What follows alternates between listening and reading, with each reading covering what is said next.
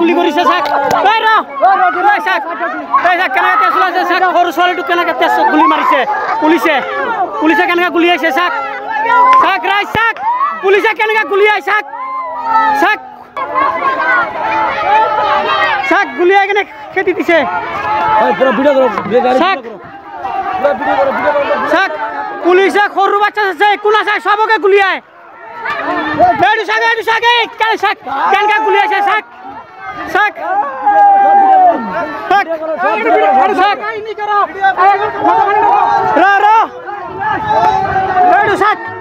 এতিয়া ক'ত থাকি ভাবি ঘৰ বাৰীত আই ক'ত যাম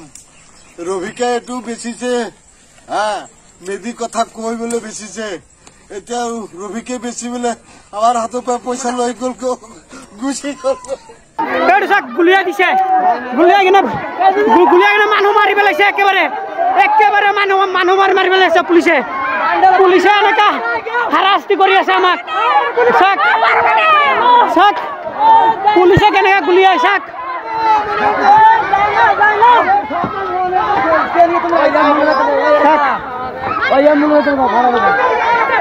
যদি এইখিনি চৰকাৰী জমিন হয় চৰকাৰে লৈ যাক আমাৰ কোনো আপত্তি নাই এইখিনি জমিনৰ কাৰণে আৰু যেইখিনি মানুহ এইখিনি জমিন বিক্ৰী কৰিছে তাৰ কাৰণে তদন্ত হ'ব লাগে যিবিলাক দালাল চক্ৰ ঘুমাই আছে এইবিলাকক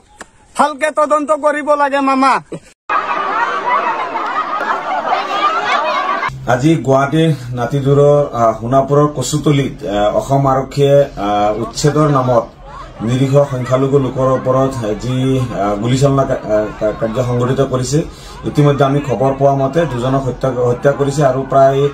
9জন লোক গুৰুতৰভাৱে আহত হৈছে আমি খবৰ পোৱা মতে আহতসকলক সোণাপুৰ চিভিল হস্পিটেলত চিকিৎসা কৰি থকা হৈ আছে গোটেই ঘটনাটোক আমি খুব নিন্দা কৰিছো আমি ধিক্কাৰ জনাইছো যে চৰকাৰে সংবিধান বা দেশৰ প্ৰচলিত আইন কানুনক ধোঁৱাচঙত তুলিছে কেৱল আৰক্ষীৰ জৰিয়তে আৰক্ষীৰ শাসন চলাব বিচাৰি আছে গতিকে আমি কোনো পৰ্যায়ে এনেকুৱা ধৰণৰ শাসনক আমি নিবিচাৰো আমি বিচাৰো যে আইন মতে উচ্ছেদ কৰা হওক যদি কোনোবা লোকে বেদখল কৰিছে তেতিয়াহ'লে আইন মতে উচ্ছেদ কৰা হওক উচ্ছেদৰ নামত এনেকৈ মানুহৰ ওপৰত অত্যাচাৰ কৰাটো বা মানুহক গুলীচালনা কৰি হত্যা কৰা ঘটনা কোনো পৰ্যায়ে মানি ল'ব নোৱাৰি গণতান্ত্ৰিক দেশ এখনত মানুহৰ জীৱন আৰু সম্পত্তিৰ নিৰাপত্তা চৰকাৰে ল'ব লাগিব কিন্তু আমি দেখিছো যে হিমন্ত বিশ্ব শৰ্মা ডাঙৰীয়াৰ নেতৃত্বত অসমত ৰাজ্য চৰকাৰ গঠন হোৱাৰ পিছৰ পৰা আজি হিল হাকুৱে কওক আজি কি কয় সোণাপুৰৰ কচুতলিয়ে কওক বা গৰুখুটিয়ে কওক বা হুজাইৰ কথাই কওক য'ত তেখেতসকলে উচ্ছেদ কৰিব গৈছে তাতে অঘটন ঘটাইছে তাতে মানুহৰ তেজ বৈ গৈছে তাতে মানুহ হত্যা হৈছে গতিকে এনে ধৰণৰ হত্যাকাণ্ড বন্ধ কৰিব লাগে গুলীচালনা কাৰ্য বন্ধ কৰিব লাগে মানুহক এটা পৰ্যাপ্ত সময় দিব লাগে যে আপোনালোকক উচ্ছেদ কৰা হ'ব বা উচ্ছেদ কৰা হৈছে আপোনালোকে ইয়াৰ পৰা স্থানান্তৰ হওক গতিকে পৰ্যাপ্ত সময় নিদিয়াকে কেৱল মাত্ৰ দমন কৰা নীতিত দমন কৰিব বুলি আজি তেখেতসকলৰ হাতত শাসন আছে বুলি বন্দুক আছে বুলি যি দমন নীতি তেখেতসকলে আৰম্ভ কৰিছে এয়া কোনো পৰ্যায়ে মানি ল'ব নোৱাৰি গতিকে আমি ইয়াক তীব্ৰ আমি ধিক্কাৰ জনাইছো আমি গৰিহণা জনাইছো কোনো পৰ্যায়ে এনেকুৱা ধৰণৰ কাণ্ডক আমি মানি ল'ব নোৱাৰো আমি বিচাৰিছো যে সোণাপুৰ কচুতলি অঞ্চলত যি গুলীচালনা কাণ্ড সংঘটিত হৈছে এই গোটেই ঘটনাটোৰ এক নিৰপেক্ষ তদন্ত হ'ব লাগে কোন আৰক্ষী বিষয়া কাৰ নিৰ্দেশত এনেকৈ গুলীচালনা কৰিলে বা সেই অঞ্চলত কি ঘটনা সংঘটিত হৈছিল কি পৰিপ্ৰেক্ষিতত এই ধৰণৰ ঘটনা সংঘটিত কৰিব লগা হ'ল এই গোটেই প্ৰক্ৰিয়াটো এটা নিৰপেক্ষ তদন্ত কৰিব লাগে আৰু দোষীসকলক কঠোৰ শাস্তি বিহিব লাগে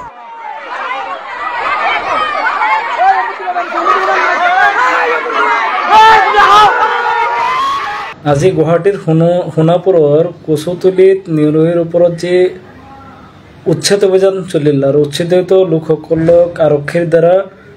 নিৰ্যাতন বৰ্বৰতা তাক আমি মুছলিম ছাত্ৰ সন্থাই গৰিহণা দিছোঁ আজি আপোনালোকে নিশ্চয় জানিব যেন আজি দুদিন ধৰি গুৱাহাটীৰ সোণাপুৰৰ কচুতলিত যি উচ্ছেদৰ নামত সৰ্বসাধাৰণ লোকক যি হাৰাশাস্তি কৰা হৈছে তাক আমি গৰিহণা দিছোঁ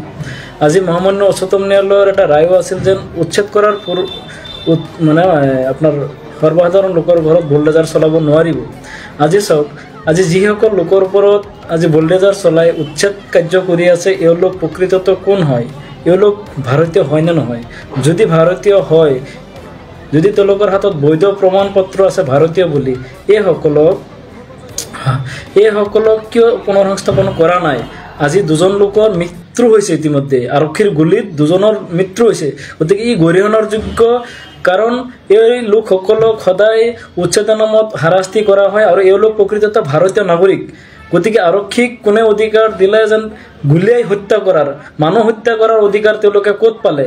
গতিকে আমি আহ্বান জনাম অসম চৰকাৰক এই ক্ষেত্ৰত এটা দৃষ্টান্তমূলক ব্যৱস্থা কৰিব লাগে কাৰণ ইতিমধ্যে আমি খবৰ পাইছোঁ যেন দুজনকে নিৰোহী লোকে আৰক্ষীৰ গুলিত নিজৰ প্ৰাণ আহুতি দিব লগা হৈছে মৃত্যুবৰণ কৰিবলগীয়া হৈছে গতিকে এই লোক আচলতে প্ৰকৃততে ভাৰতীয় নাগৰিক পেটৰ তাৰণাত এখন জিলাৰ পৰা আন এখন জিলালৈ কাম কৰিবলৈ গৈছে আজি এওঁলোক গৰাখহনীয়াৰ তাণ্ডৱৰ ফলত মাটি বেটি হেৰুৱাই আজি চৰকাৰী ভূমিত তেওঁলোকে বসবাস কৰি আছে গতিকে এই লোকসকলক কোনো পুনৰ সংস্থাপন নকৰাকে আজি উচ্ছেদ কৰিলে উচ্ছেদ কৰাৰ পিছতো এই লোকক আৰক্ষীয়ে গুলি চালনা কৰি আজি হত্যা কৰিলে দুজনক এই গৰিহণাৰ যোগ্য আমি আহ্বান জনাইছোঁ আজি এই লাইভৰ জৰিয়তে অতি শীঘ্ৰেই ইয়াৰ লগত জড়িত থকা চাৰ্কল অফিচাৰকে আদি কৰি যিসকল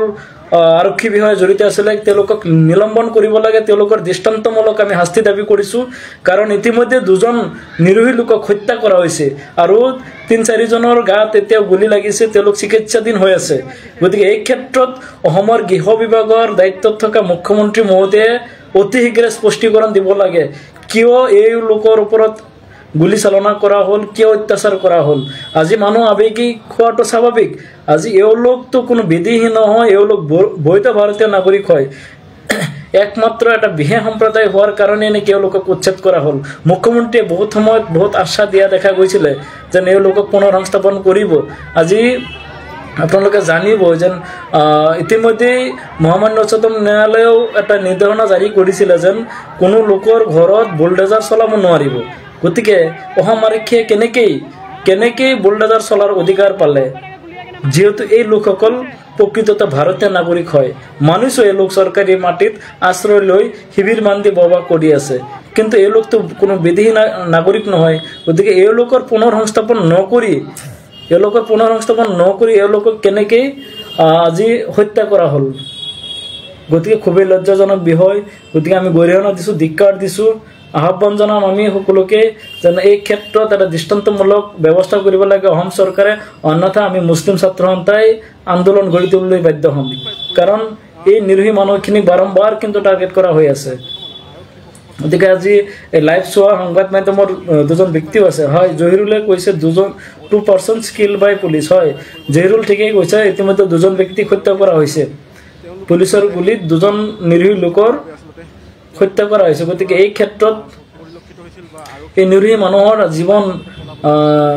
যাতে বিফলে নাযায় আমি আহ্বান জনাইছোঁ এই ক্ষেত্ৰত চৰকাৰে দৃষ্টান্তমূলক ব্যৱস্থা গ্ৰহণ কৰিব লাগে মুখ্যমন্ত্ৰী গৃহ বিভাগৰ দায়িত্ব থকা মুখ্যমন্ত্ৰী সম্পূৰ্ণৰূপে ব্যৰ্থ হৈছে কাৰণ তেখেতৰ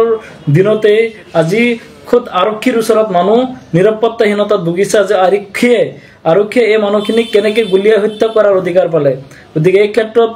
অসম চৰকাৰৰ বৰমূৰীয়াসকলকো আমি আহ্বান জনাইছোঁ যাতে এই ক্ষেত্ৰত এটা দৃষ্টান্তমূলক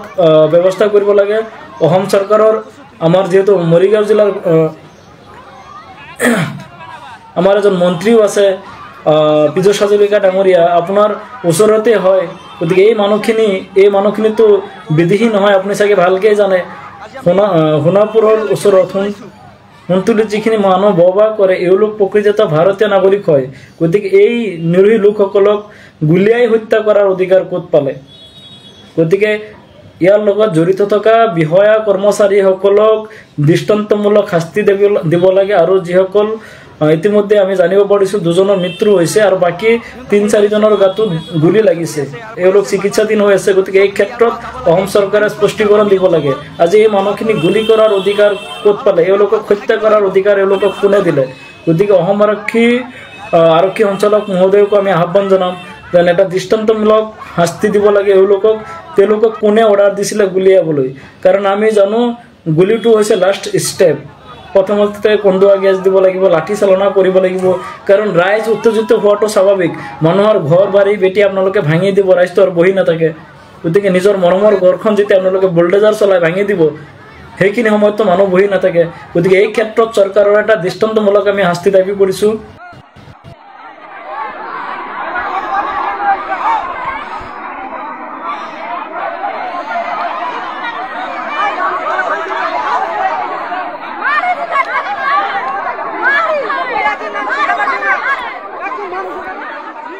ছাৰহঁতৰ লগত মই তলত আছিলো মানে প্ৰটেকশ্যন দি আছিলো তেনেকুৱাতে মানে পুৰা ব্লেংক ফায়াৰিং হৈছিলে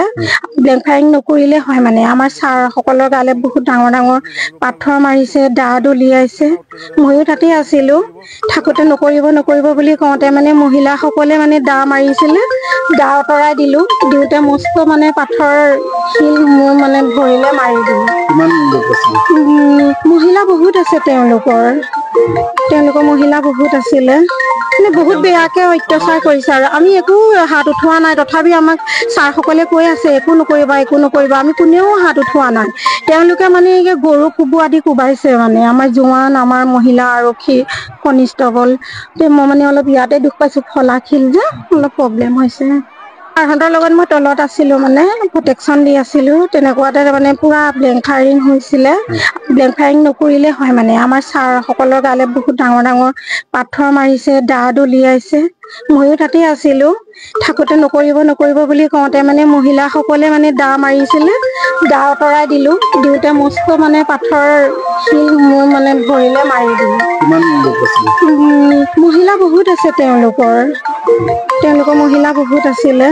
মানে বহুত বেয়াকে অত্যাচাৰ কৰিছে আৰু আমি একো হাত উঠোৱা নাই তথাপি আমাক ছাৰসকলে কৈ আছে একো নকৰিবা আমি কোনেও হাত উঠোৱা নাই তেওঁলোকে মানে গৰু কুবু আদি কোবাইছে মানে আমাৰ জোৱান আমাৰ মহিলা আৰক্ষী কনিষ্টবল মই মানে অলপ ইয়াতে দুখ পাইছো ফলাখিল যে অলপ প্ৰব্লেম হৈছে